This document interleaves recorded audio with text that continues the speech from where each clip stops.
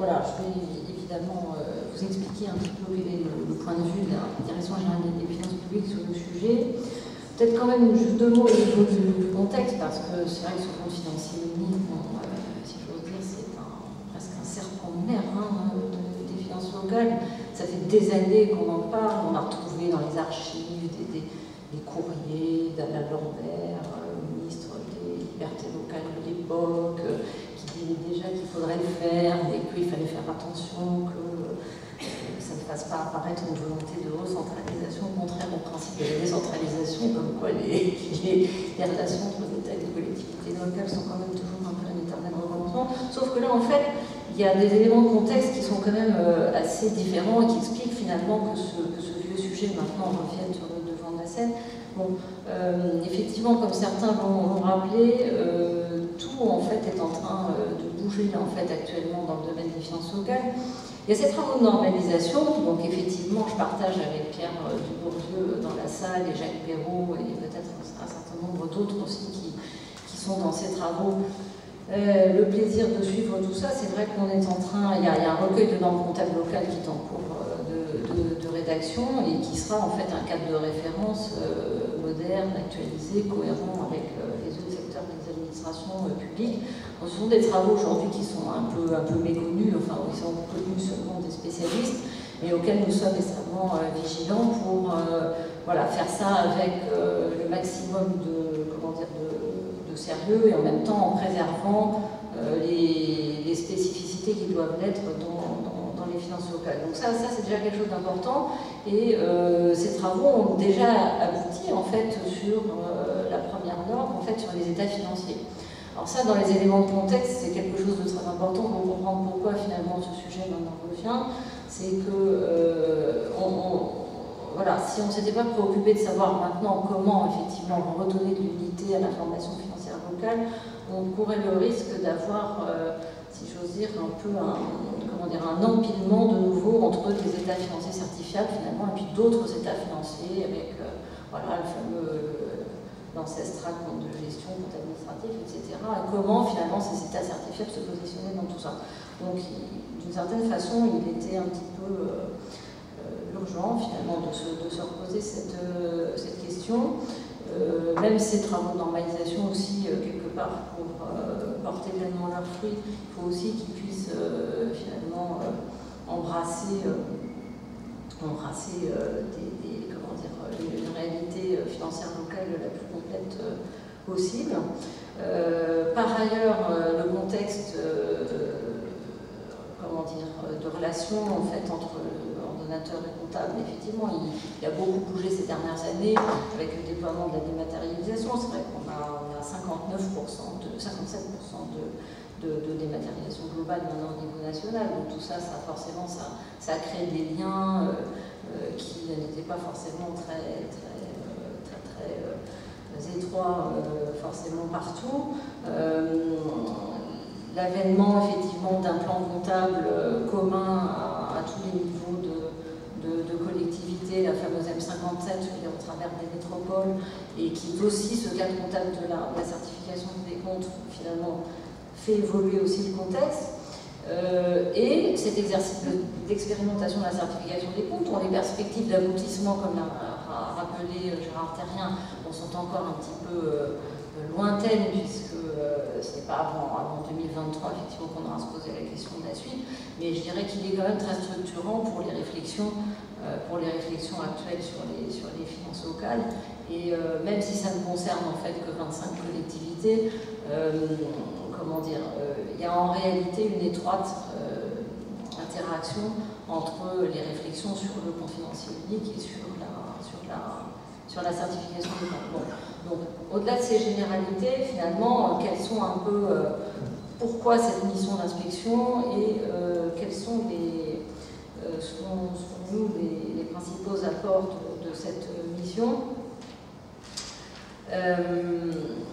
Donc, finalement, le CFU, beaucoup en ont parlé, mais on ne s'était jamais vraiment posé la question de comment le faire concrètement. Or, vous voyez par l'épaisseur du rapport, quand même, le travail technique qui a été mené pour aboutir à quelque chose que nous on considère vraiment comme une base opérationnelle tout à fait fiable et sérieuse, et qui va permettre ensuite d'aller vraiment vers la réalisation de ce compte financier unique. Donc c'est un travail qui est très fouillé techniquement sur l'architecture des nouveaux états financiers qui apportait aussi, enfin je dirais à la fois sur, si je veux dire, le cœur du réacteur, mais aussi c'est attaqué quand même à cette fameuse question des annexes. Enfin bon, les annexes au compte administratif, ça fait toujours sourire effectivement, parce que c'est souvent des piles de documents que personne ne lit, et en même temps, voilà, la certification des comptes, les travaux d'organisation ont fait émerger voilà, une future vraie annexe au centre du plan comptable général qui permettra, voilà, par un travail commun, ordinateur comptable, de donner une vraie visibilité sur les options de méthode qui sont prises et permettre une bien meilleure lecture des comptes.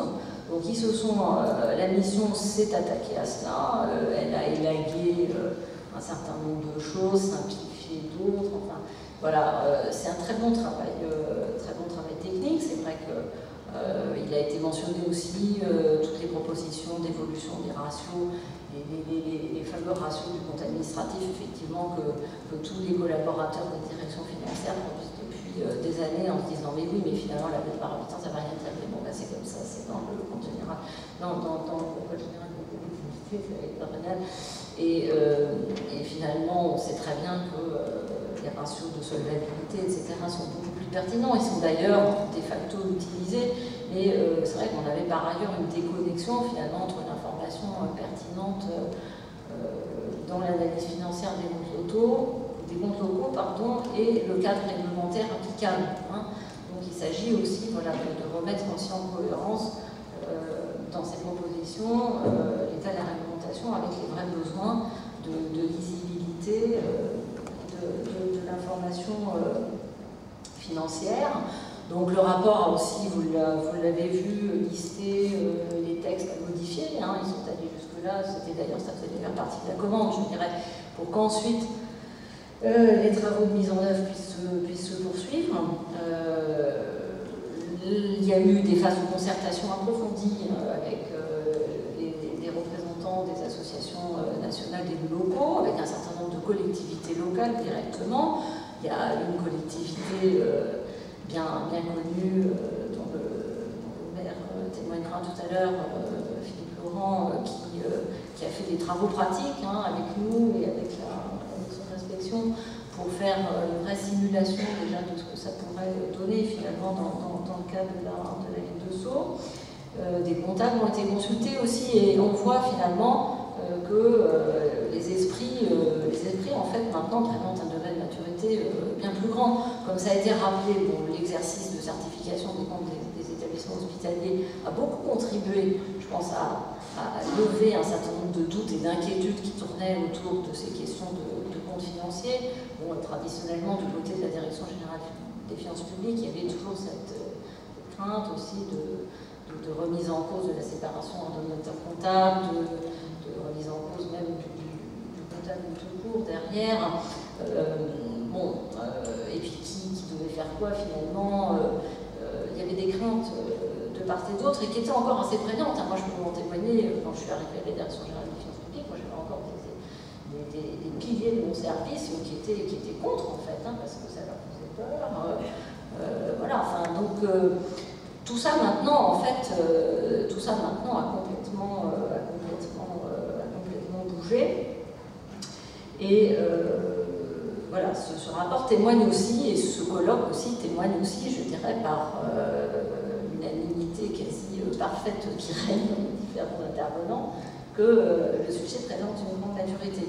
Alors c'est vrai qu'il y a des points d'attention qui ont été relevés notamment par mon voisin Jean-Daniel Ekman à ma gauche, sur lesquels je peux effectivement vous dire deux mots. Sur le plan des outils informatiques, c'est vrai que la mission a aussi expertisé cette question, qui est une vraie question, parce que la galaxie des outils informatiques du monde local, je ne parle même pas juste du système d'ordinateur du PNIOS, il y en a aussi qui président du ministère de l'Intérieur, tout ça.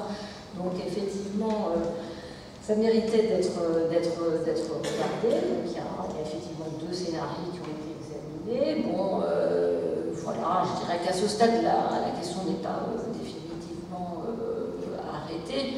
De toute façon, il faudra qu'on passe en fait par des travaux de concertation technique bien plus précis, je dirais encore, que ça n'a pu avoir lieu maintenant avec les représentants des collectivités locales. Je dirais qu'après, bon, la DGFiP est assez pragmatique dans ce domaine. Je dirais que, sauf avoir après des questions de symboles dans ces affaires qui sont effectivement jamais absentes, l'idée c'est de faire, je dirais, de la manière la plus efficace et la moins coûteuse pour les finances publiques dans leur ensemble, qu'il s'agisse des finances de l'État ou celles des collectivités locales. Donc je dirais que bon, il y a déjà entre guillemets des tuyaux qui fonctionnent plutôt bien, je dirais, entre les applications informatiques des collectivités locales et ceux de la DGFiP. Donc ma foi, si c'est moins coûteux de faire ce flux dans ce sens-là plutôt que dans l'autre, je pense que finalement ça ne sera peut-être pas une si bonne idée. Je parle notamment effectivement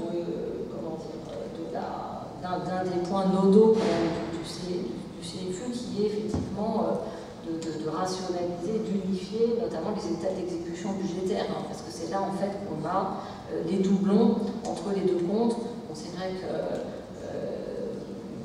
voilà, enfin, on a un chemin, je dirais, pour finalement faire que l'information soit unique, d'une source unique, et produise finalement des états d'exécution qui soient parfaitement unifiés. Donc ça, voilà. Maintenant, je dirais que pour la suite, dans l'immédiat, pour expérimenter le CFU, on n'aurait pas d'autre choix, en effet, que d'avoir une dualité système d'information, de même que quand dans le service facturier local de la ville de Paris dont parlait Christine Paranger tout à l'heure, on a bien effectivement une dualité système d'information. Bon, je ne dis pas que s'il fallait tout refaire, on ne ferait pas autrement, je dirais, à la manière des établissements publics nationaux, avec des systèmes d'information unifiés. Peut-être, je dirais, mais bon, la DGFiP a dû investir près de 200 millions d'euros quand même dans Helios, ça figure dans un rapport de la Cour des comptes il y a quelques années. Je dirais que maintenant, voilà, il y a une mutualisation qui existe là. Il y a par ailleurs des tas d'avantages aussi en termes d'open data précisément, puisque ça a été relevé aussi dans des interventions précédentes. Je dirais grâce à la centralisation de ces informations, on est en mesure en fait de publier déjà depuis plusieurs années toutes les balances comptables des comptes locaux, qui ensuite peuvent être analysées librement selon le principe de l'open data. On s'apprête à faire la même chose sur les marchés publics. Donc voilà, bon, ça présente aussi un certain nombre d'avantages d'avoir à un moment donné un outil informatique centralisé. Bon. Et puis, c'est vrai que par ailleurs, pour souligner tout à l'heure, la proposition de la mission de faire voter ce compte en fait avant le budget primitif. Bon, ça c'était un point en fait qui a beaucoup fait l'objet de discussions en fait au moment des travaux avec la mission. Bon, voilà, enfin toutes les objections que vous formez ont été formées en fait, auprès de la mission. Il est clair que bon, le sens de ça, c'est qu'effectivement, dans la mesure où on aurait effectivement un compte unifié qui aurait beaucoup plus de sens, beaucoup plus de lisibilité, réconcilierait aussi finalement un peu comment je puis dire, la comptabilité que le budget, finalement c'est un peu ça aussi le compte financier unique. Ça pourrait avoir du sens aussi de l'approuver en fait avant le vote du budget primitif, surtout si on arrive à le finaliser beaucoup plus rapidement que précédemment. Mais bon, moi, personnellement, je pense qu'il faudra probablement laisser les choses plus ouvertes que cela et laisser finalement, comme aujourd'hui, les collectivités voter en fait leur budget primitif au moment où elles le souhaitent. Il n'y a pas qu'une seule formule. Je dirais le compte financier unique, je pense qu'il garde du sens en tant que tel, même si il est approuvé en fait après le budget primitif. Tout dépend effectivement de la façon de gérer gérer la communication financière, de gérer le travail des assemblées. Donc ça, je dirais, bon voilà, ça c'est une proposition, la mission a jugé nécessaire de faire cette proposition. C'est bien entendu son droit, et la proposition en tant que telle, elle mérite d'être prise en considération. Donc voilà, donc un très beau travail qui est en fait la première étude vraiment crédible, je dirais, de faisabilité de ce compte financier unique. Alors, pour la DGFiP, c'est aussi évidemment un des points d'impact d'une relation ordonnateur comptable rénovée et plus efficace. Ça a été dit déjà par plusieurs intervenants.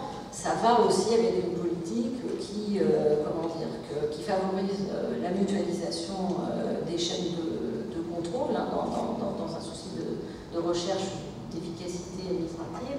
On promeut effectivement le contrôle partenarial. Bon, on a maintenant peut-être 500 conventions communes nationales, comme on dirait sur la proportion de budget. Il y a encore des marges de progression, ça je suis tout à fait d'accord avec vous. Mais je pense qu'on va continuer. On a effectivement des projets de services facturiers locaux. Bon, il est probable qu'on ouvre aussi bientôt l'expérimentation des formules d'agence comptable locale, telles que ça se pratique aussi aujourd'hui dans les établissements publics nationaux. Bon, ça c'est plutôt quelque chose de nouveau et qui n'est pas encore vraiment, porté à la connaissance du public, mais il y a un certain nombre de réflexions là dans le cadre des travaux gouvernementaux autour d'Action publique 2022 sur l'ouverture de cette nouvelle formule d'organisation, disons, des services comptables dans les collectivités locales.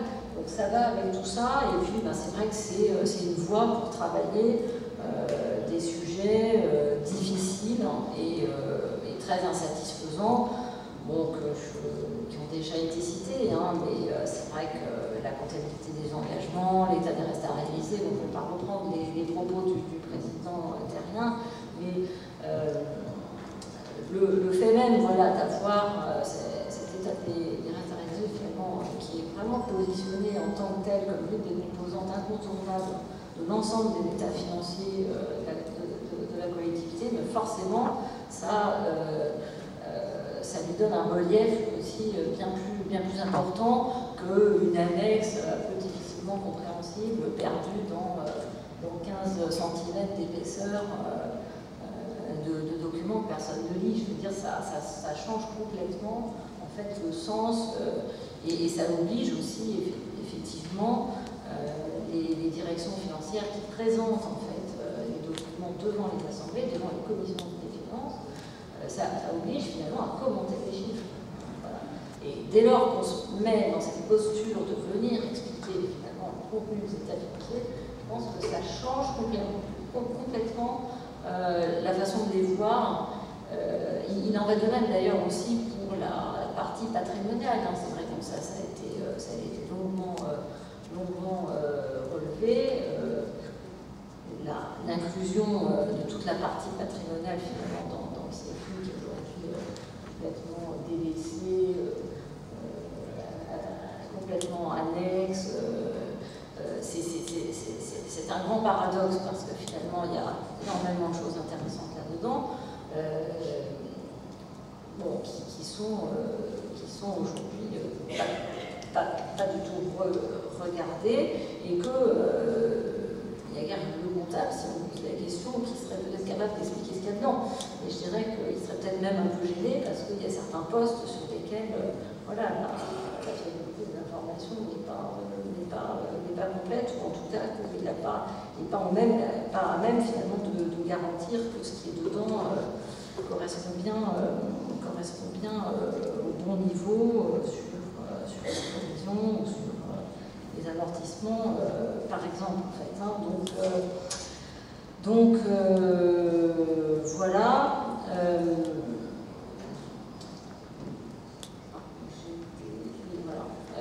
Alors, la vertu sera aussi évidemment dans le chemin pour y parvenir, parce qu'aujourd'hui, semble maintenant régner un consensus autour du CFU, mais c'est une réforme qui est ambitieuse. Et il faudra plusieurs années, évidemment, pour y parvenir.